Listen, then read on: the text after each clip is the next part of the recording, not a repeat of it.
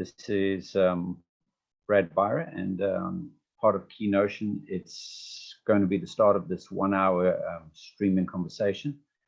Ariane is going to do some introductions. I'm going to share my screen with you, and we're going to take an hour to go through the discussion on intellectual property R&D in healthcare.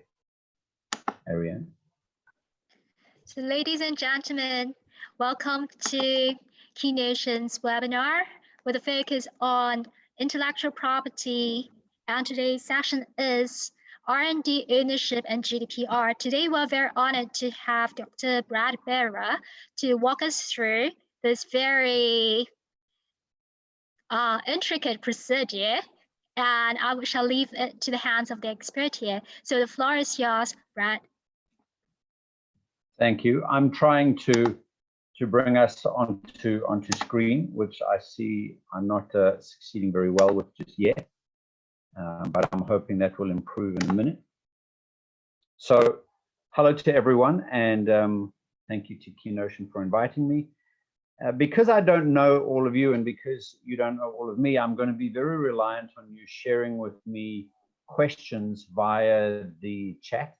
So if you've got questions as we go forward, please put them through. I'll, where possible, answer them in real time. During this journey, the idea is to talk about intellectual property and patent and copyright and medical devices in the healthcare space, and then link that to personal data and the GDPR. So if I'm completely wrong, tell me now. Otherwise, we'll continue as we're going. And as I've said, I'll be responsive to your questions, so please bring them up as they come along. Welcome to today, and it's nice to see you. So as we go forward here, I want to start by, you'll see on the right-hand side of your screen, there is a significantly large medical devices market, and it is a profoundly complex area, and we're going to talk a little bit about that because a lot of change that's happened over the recent years, and when I say recent years, call it 1988 to now, is the provisioning of health and healthcare and medicine increasingly handshakes with technology in multiple ways.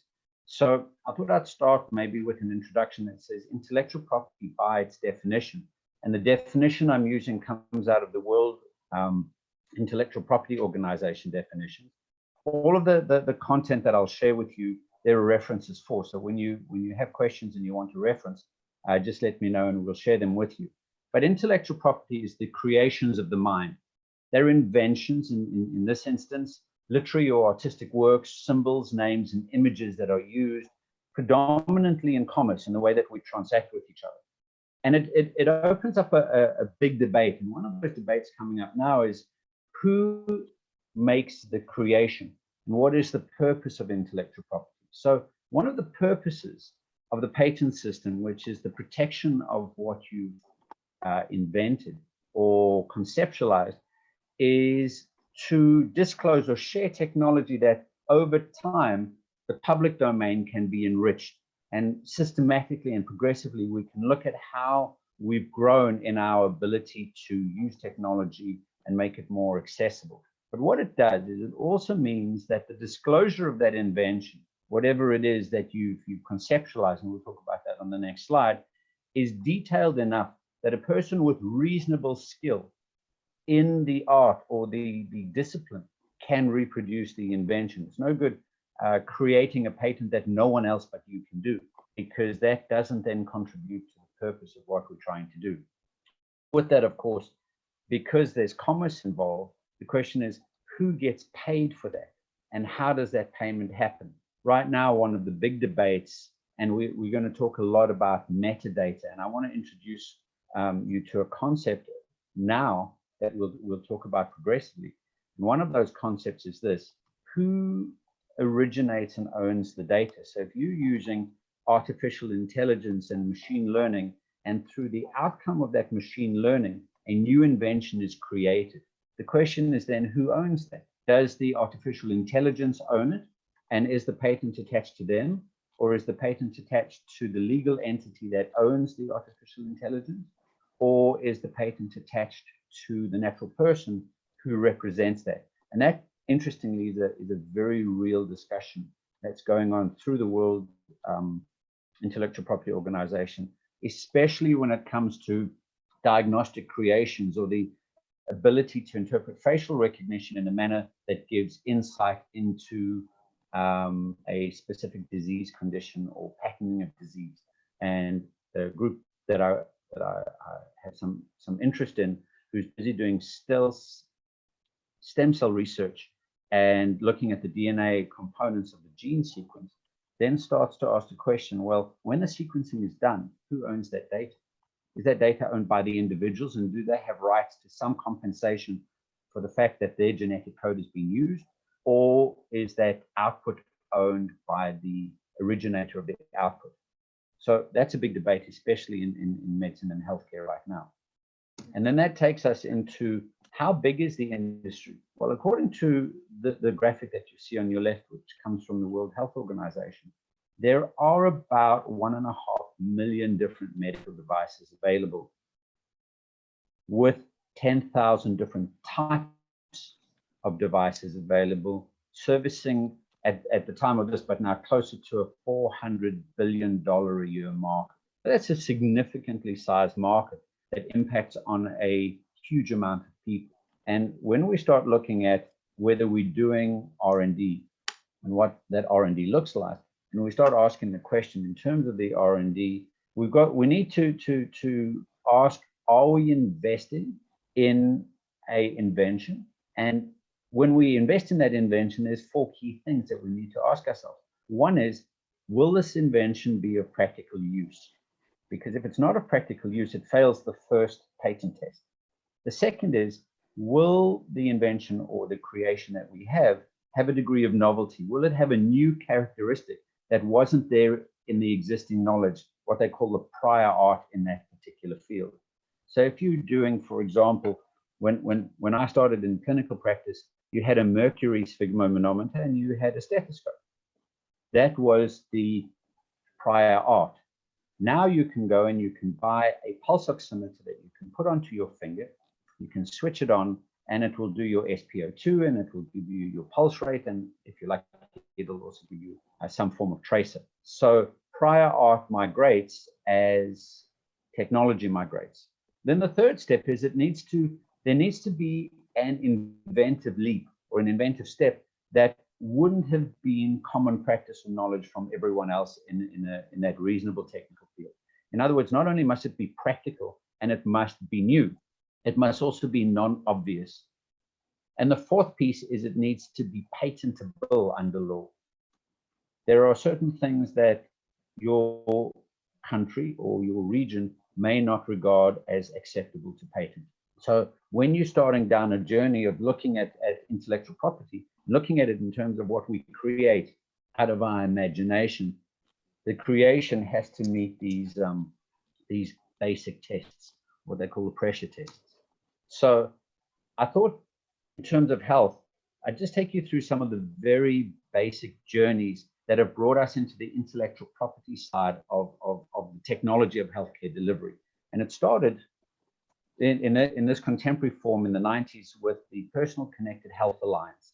And they partnered up with a group called the Continua, who set design guidelines on what they call medical grade data. Medical grade data then starts to ask the question, who is the data and who owns the data and what does the data look like? So we're going to talk about that a lot when we talk about the GDPR, but the data has to be relevant to not only healthcare, but the delivery of health services and the delivery of medical services, which are often quite different from each other.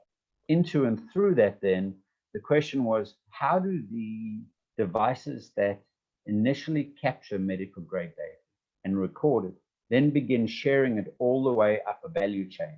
And this is why there are so many different types of devices and so many different sequences of devices, because you need multiple touch points. And they call that fast healthcare interoperability resources, FHIR, and the L7 FHIR are the current standards of interoperability, and we'll talk about that just now. And that was then worked through with something called the Global Harmonization Task Force, and overseen not only in the EU, but globally by the International Medical Devices Regulators Forum. The reason that I start with that in terms of guidelines is because these are the people, or these are the hurdles that one would need to get through when one starts to ask the question, who owns the information? Because the question is then asked, well, how are you collecting that information? What device are you collecting that information on? What series of devices are you using to transfer that information? And are you following the appropriate guidelines and regulations? And an example of this would be, who owns personal data? If you're in the United States or in North America, personal data is considered to be part of your property and is protected under the property laws, which is slightly different in the European Union, where personal data is regarded as a fundamental human right and protected under privacy laws. So if you are interested in a particular definition of data and chat, Spring Open Access Books has a book called The Ethics of Medical Data Donation. And the ethics of medical data donation asks the question of who owns the data. If I disclose data or give you permission to use that data, is that data a gift? Is that data a donation? Or is that data a transaction? And each of those then has different implications in terms of what I'm allowed to do to get that back. So when you're considering who owns health data and what your rights to that data are, whether you're in the digi-pharma area and you're doing clinical trials and research into new efficacy in specific population groups, or you're designing specific outputs, or devices, you would need to consider the data journey, and you would need to consider it in terms of the continuous design guidelines, the FHIR interoperability, and the task forces and their respective regulations. And then an example of some of the most recent acts that have come out. In 2016, in the US, they published the 21st Century Cures Act, which looks at telehealth, telemedicine, telerehabilitation, and technology-based interventions going forward through the next century.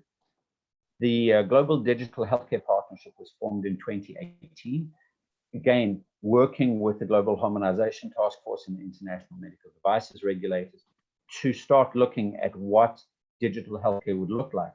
How is a patient record generated? How is a series of genetic and genome sequencing recorded? And I'll show you a slide on that later. And then ultimately, how does that come together? So the very early forms, the first Data Protection Act came out in 1984. So this is not new. HIPAA came out in 1996, which talks to healthcare information portability and accessibility.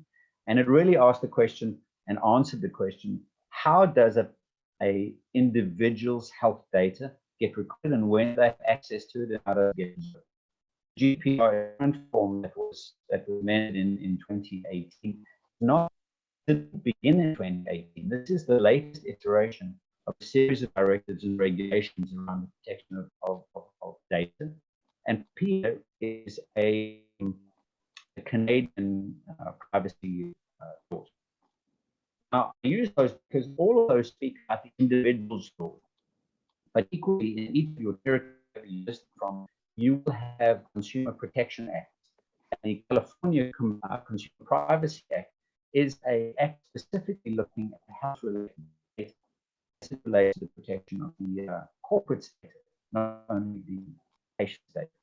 What we're going to talk about now, and it's in bold at the bottom, is what's called Regulation 2017-745 of the European Parliament, which is the regulation of medical devices. Now, what's timely about this is this was approved in 2017 with the view that it would be finally implemented on the 26th of May this year. In other words, Tuesday next week.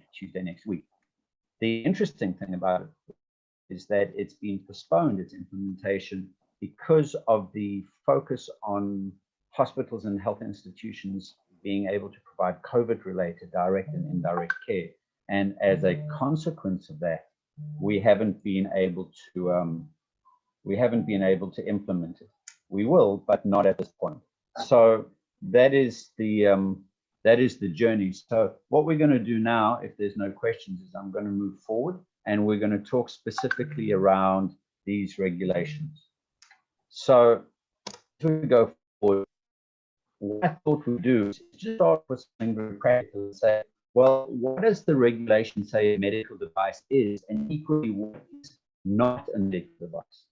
So a medical device, as you'll see on the screen, is any instrument or apparatus or application or appliance or software or reagent or any other combination used by itself or with others for diagnosis, for prevention, for monitoring and treatment, for prediction and prognosis, for alleviation of disease, or compensation for and support of injury or disability, or for investigation. And I'm not going to read all this, but you can see it there.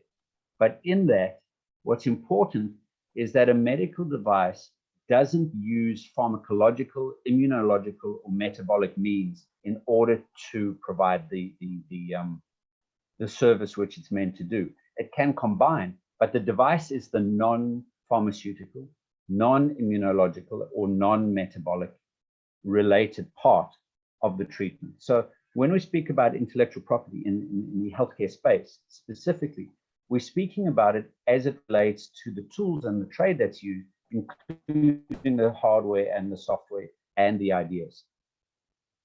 Moving forward from there, there is a series of classifications, whether it's the FDA classifications or the EU CE classifications, that there are three classes or types of devices.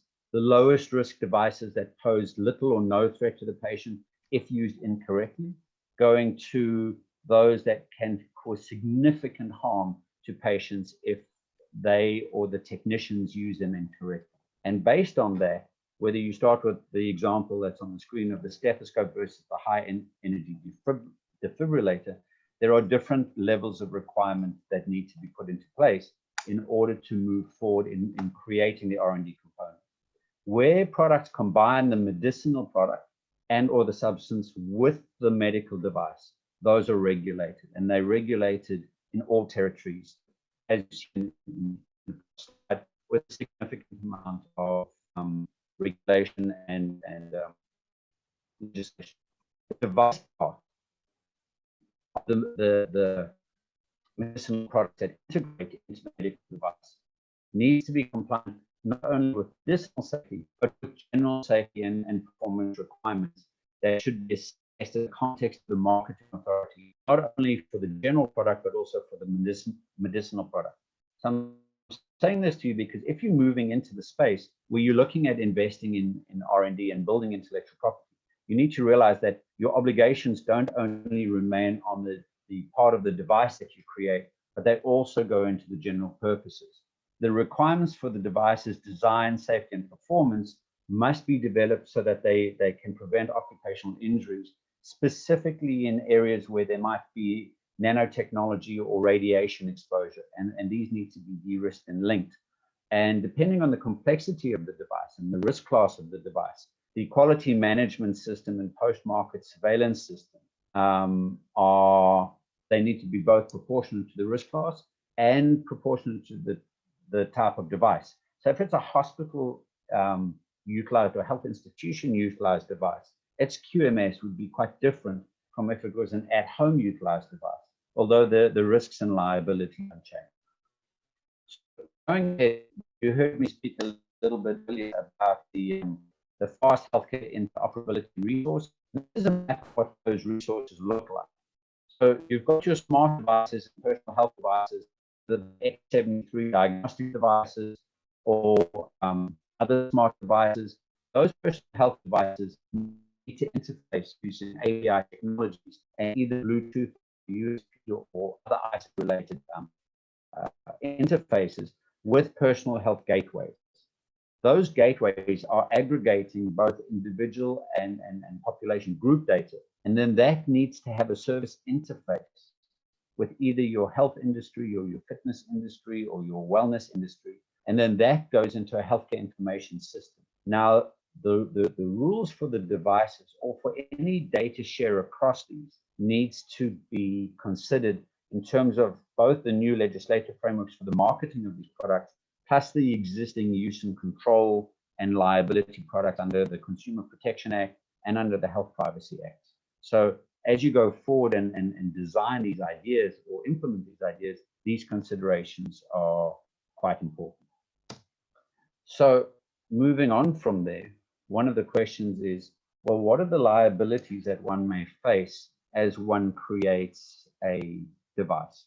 And the first thing is, and you can see some devices, as a manufacturer, one of the things that you have to have, speaking about the Consumer Protection Act, is you need to be able to have and demonstrate enough financial coverage. In other words, you need to have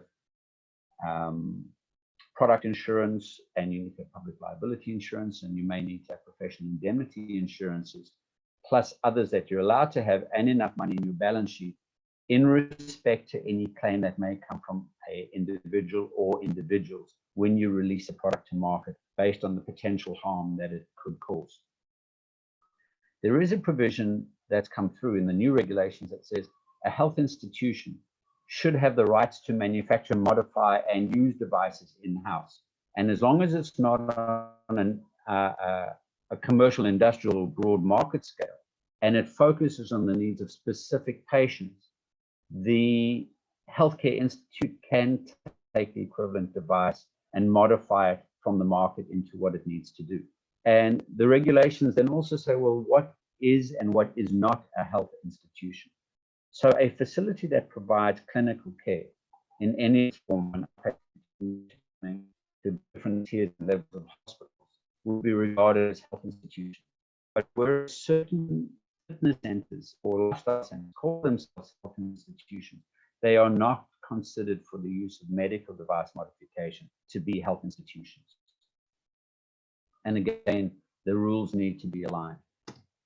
So then we get into, well, what disclosure do you need to make? And you'll see there a fictitious medical device design, but it needs to have, at the very least, a quality management system and post-market surveillance system in place that should be proportionate to the risk class that we spoke about earlier. You need to have risk management and clinical evaluation processes that are interdependent and regularly updated. Now, this goes back to the purpose of the invention. So you would build on your prior art, you would build on your prior knowledge, but your risk management would also need to take the novel, practical, and previously undesigned or previously unpromoted facets, and it needs to include those so that they can be better understood. Generally, the device also needs to bear the CE markings, and it needs to have unique device identification systems based on international guidance where there's a need for tracking. Why is this in the intellectual property and R&D space in this conversation? Is because often when we want to register an idea and we look forward to the intellectual pursuits that lead us to a patent, we don't consider the downstream implications of what the R&D will do in setting up quality management, risk assessment, and financial obligation. So I'm checking, and I see that we have no questions. So I'm assuming that Ariana and I are both happy, and we can continue. So moving on from there, the slide that you see in front of you there speaks specifically to a and whether you move from a patient record back to the biological and anatomical component of what needs to be considered, or you're looking at it differently from a DMR and meta-analysis and metadata component. Either way you go, you've got high amounts of data that need to be correlated and interrelated, and the software that does that in its own right may or may not be considered to be a medical device. So if the software is used specifically for medical purposes, like the collection of metadata in order to create a genetic mainframe, then that would be regarded as a medical device, and it's protected under your IP protection. If the software, even if it's used in a healthcare setting or in a lifestyle setting or for well-being purposes is general software. That's not considered to be a medical device. So one would need to look when one sets up his medical devices and ask the question, is this for medical use or is this for general use? Because you need to register it and patent it in a different way. And the how you do that, regardless of where you are in the world, is the qualification will make a decision as to whether this is a device or an accessory. So if you use the software in one territory as a device and in the other territory as an accessory, it still has to be lodged as one or the other. It can't be lodged as both. And whether you're building radiology reports in order to better understand and allow the AI to interpret the lung consolidations to better understand the pneumonia progression as we're seeing currently, or you're doing it to identify fractures, or you're looking for metastatic cancers, or you're consolidating medical records using structured data. The use of a medical record, which is also a non-specific record-keeping system, would then mean that that is a accessory system, not a device system. And those are quite important when one starts to differentiate. So I thought we just pause for a minute now, because we've gone through the landscape of intellectual property and patent, where you've got to identify something new. Then we've gone through very briefly what constitutes related requirements. And part of the reason for doing that is because you want to be able to understand, as you invest in time and as you invest in potentially looking at research, what it is you want to build. At the end of the day, very simply put, we create a device to take information from an individual that we can either use to interpret that individual's specific health needs and or consolidate with others to create societal or public health baselines or private health baselines or utilization lines or an understanding of a non-communicable chronic disease. And I'll use a reference very briefly that's topical to COVID.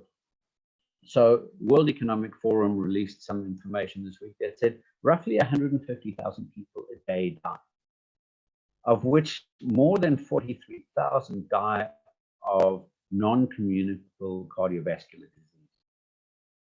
Now, by using data that we get from people through the use of medical devices, it allows us then to consolidate that data, and it then asks who owns that. So we start with data, and how does that work in terms of GDPR?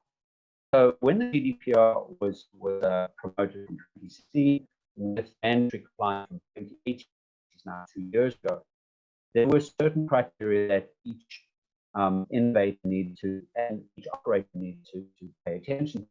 And the first was you needed to understand the exact responsibility as it related to the regulation, and you needed to complete a risk register and understand whether you needed to appoint a data protection officer. Now, in any health-related industry, you need to do all of those. You also then need to ask the question, which is of how do you prioritize systems, hold sensitive, and I'll talk a little bit over the next few slides on what constitutes data, what constitutes personal data, what constitutes special data, how it's managed. Then you need to, like you would in any business, have your action plans, investigate various technologies that need to be done.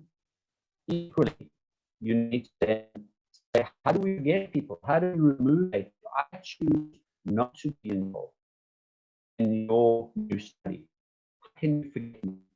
And this is a debate in media platforms on how does one find one's identity. So the key parts of GDPR, and you're welcome to read them to yourself. Article 1.1 limits personal data to that of a natural person. A natural person is a human being in their own right. Legal person, but in to that, it's also corporate entities and identities.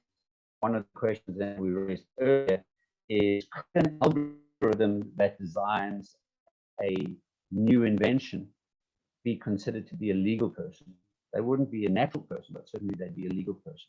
So that's Article 1.1, saying it needs to be a living person. And in the reference that I made to the ethics of medical data donation, the question is raised, what happens to your health data when you die? You can't bequeath your data to someone else. So what rights do you or your estate have to your unique gene sequence and your past medical history and your potentially unique? So there's no answer to that yet, but it is a debate that's ongoing. And so when we start looking at these genome databases, and to use one example is 23andMe, and then there's the gene biobanks and many of these genetic journeys. The question is, does the data that you contribute belong to you, or does it belong to them? And the wording of donate your genetic data versus give us your genetic data versus we will buy your genetic data has quite a significant difference in terms of what rights you have off the back of that. Also, whether you're on the east or west of the Atlantic has a different thing. So in Article 4.1 of the GDPR, they separate the definitions of data into two types. The data that identifies you, and we'll talk about that on the next slide, as a data subject, and we'll very briefly age, race, gender are some of the examples. We'll talk about that more. And then all other data, like the date stamp or the time stamp or where you are in certain instances at times, and your profile information. So the data that relates to you as a person is split from the data that relates to the geography of where you were, and they treat it differently. And then the third piece of that is Article 9, which is called special category data. And special category data gets more protection. And specifically the protection that it gets is because you're talking now about health data, biometric data, and genetic data. So health, biometric, and genetic data fall into an additional category of protection over and above your personal data. So when we're talking in this health environment and we're talking about medical devices or medical care or the consolidation of the outputs of research, whether it's pharma research, device R&D research, hospital-based utilization research, average care research, that data needs to be split out quite carefully. And so we ask the question, well, what is personal data? So the personal data, as I mentioned briefly, goes into the following things. It's your name, at least, where you live, where you're found, the CAD address, your smartphone, your computer. Those tags that identify you are included in online identifier data. Then all your health information, from your birth to your death, everything in the middle of that. Your income is regarded as your personal data, your marital status, your cultural profile, if you have disabilities or not have disabilities, if you've got a history of surgical procedures, that's all your personal data. And that applies for companies and it applies to you as an individual. So personal data plays a big role, and it plays a big role in terms of a couple of additional articles. You have the right as a patient, and one who's creating the R&D needs to be aware of this, is one needs to be aware that the individual has the right to know who's collecting that data and where is that data being collected under Articles 12 and 13. They also have the rights to know where the data is being processed, what categories of data are being moved, how they're being transferred to third parties, and for how long are they being retained. There's also an article that says that the individual has the right to have their data corrected or erased, and there's an article that puts a restriction on processing. So when one invests in R&D that's data specific, one needs to bear in mind all of these components of the GDPR that says, listen, it's your data, absolutely. Now, when does your data become my data? And one of the lessons that we've learned from this recently is if all of us who are on this call contribute our data, and the entity that collects this data combines that data into a new form of data, that new form data belongs to them and we have no rights to that. but we have the rights to our own data and the rights to have our data removed and or the rights to have how our data is used fed back to us within a reasonable time. And that includes everything from your electronic medical record to the procedure that you had, to the e-prescriptions that you get. And there's a flip side to that. And the flip side to that goes in, except when there is issues relating to public safety and public health. And during times of public safety and public health, your government has the right to process your health data if it is in the best interest of community health and well-being, as we see currently. So how do we use that data? And the first piece of using that data speaks to this very real issue of obtaining meaningful consent. And meaningful is the key word here, because we've been working on consent for many years. We just don't really understand where the process of consent begins and ends. The first piece about it is that the organization has to collect meaningful consent for the collection, use, and disclosure of information. It needs to also indicate what in that consent, what personal information is being collected, who will it be shared with, why is it being collected, and what will it be used for, and who will it be disclosed to, and is there any potential harm for me should this happen? Now, the harm issue is a compelling issue, and in the US recently there was a Texas law review that published a case called the theory of risk and harm, and it says if my data is leaked, and we know that data leaks are happening on a regular basis in all industries, from Twitter to certain airlines to certain sites to certain hotel groups to certain hospital groups. Now, when your data gets leaked, the question is, have you been harmed? Yes, your data is there, but until you can show that you've had a consequence of your data being leaked, you don't have a case for loss. And so that's an interesting debate that's going on right now. At what point am I exposed? And at what point in the future might I still be exposed? So in addition to that, you've got various types of consent. And the first type of consent would be a procedure-specific consent. The second would be a general consent. The third would be an open consent. And each of those consents need to have time limits to them. It can't be that I'm giving you blanket consent to do whatever you want with the data at any point in time into perpetuity into the future, because our minds change and our circumstances change and the politics change and the environment changes. And off the back of the environment, if we think back a year ago to where we are now, in 12 months, the general use of data has changed. The contact tracing that we're currently using in the face of this current pandemic means that a lot of the rights to privacy that we held as being our inalienable rights are actually not inalienable, because the public health and public needs for domestic security supersede those. In addition, your consent needs to have a clear choice to opt in and out, and it needs to be an easy consent process that's user-friendly. So that's the consent, and there's a lot to do with consent. Part of that consent is the withdrawal of consent. And earlier on, we spoke about this in the context of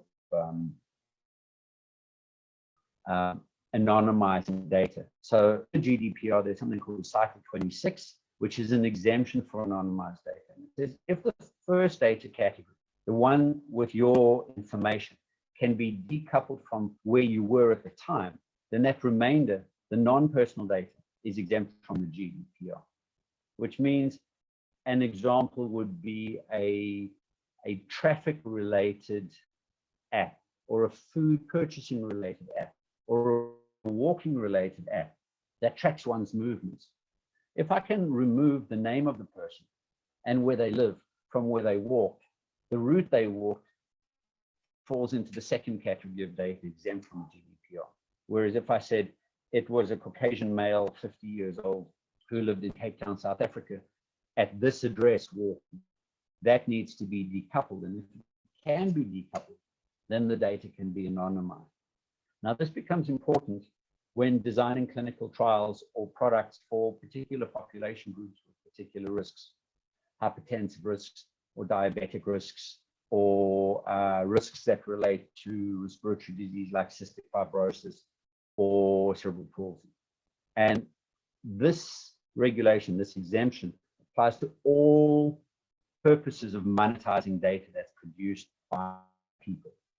So your smartwatch and your smartphone and your smart car, that, or your smart technologies at home that allow you to and have afforded you giving permission to other people to profile you for the purpose of advertising to you is an exemption from the GDPR. But anything that I can identify you with that says Brad likes cornflakes or Brad likes fried fish, it's the Brad part, not the value of the number of units of fish consumed, that falls under the protection of the GDPR. And so when you read Articles 4 and 6, which is the lawful requirement, with sections 12 to 18, which is what we discussed, the data subject can negotiate with you about what they can and can't allow you to use, and what you may or may not use, and what you can or can't have removed from there. And so I wanted to end with an example of how this works in real time. So this is a slide taken from the American Medical Association digital survey that was conducted first in 2016, repeated in 2019, and published in February of this year. And what you'll see there is there's an increasing amount of practitioners in what they call the early majority. And this curve, the diffusion of innovation curve, I remember reading this in Everett Rogers' book called Diffusion of Innovation back in 1984. And really what this is representing is that the use of apps and devices, both of which fall under the patent and intellectual property discussion that we had, and consequently fall under the regulations we've discussed, were they being used for daily measurements of vital signs? You can now see that the daily measurement of the vital sign falls not only into sections 1 and section 4 and sections 9 of the GDPR, but they also then require the data interfaces that we discuss in the software and in the device construction to protect patients, protect the data, and protect the. And so this is an example where I think we're going over the next couple of years, an increased use of devices to allow us to provide better care, to allow us to use big and small and better in a manner that improves access to health, access to healthcare, access to and under healthcare, primary preventive care, secondary to diagnostic care, and after that, rehabilitative care, secondary to hospital-based interventions. So I want to say thank you very much. We'd agreed in previous discussions that we would do 40, 45 minutes and then open up to any questions if there are. And if they're not, then we're free to pause. Ariana, back to you. Thank you, Brad, for the very, very detailed presentation. It seems like we have a very quiet crowd today. And how about this? We will be also keeping everyone updated. What I can do is to encourage the participants to send in their questions. They are free to review the whole presentation in order to come out with questions. Would that do, Brad? That'll be perfect. So I'm available whenever anyone else is available. And I know that you'll make this available as part of your lecture program. Mm-hmm. Thank you very much. Thank you very much once again, and for taking time off to join us. And thank you very much, ladies and gentlemen, for your attention. So yeah, from the slides, we could see Brad's contact. Either, if I may have Brad's permission, do feel free to connect with him. If not, direct your questions to me, and I will compile them and send it to Brad. All right, so so Brad, Ariana, you know my favorite question. So if that's one takeaway from today's presentation, what would that be? I think today's takeaway would be that there is a tremendous opportunity to add value as long as you understand the 3 steps. The first step is, what am I contributing? The second step is, how does it fall into the world of what's already there? And the third step is, how will I protect the information of the people who's using it? So I hope they're all taking notes now. If not, yep. So we look forward to having you with us as always, and I will see you whenever we have our next series. All right. Thank you so much, everyone. Thank you, everyone, and I wish everyone a great day.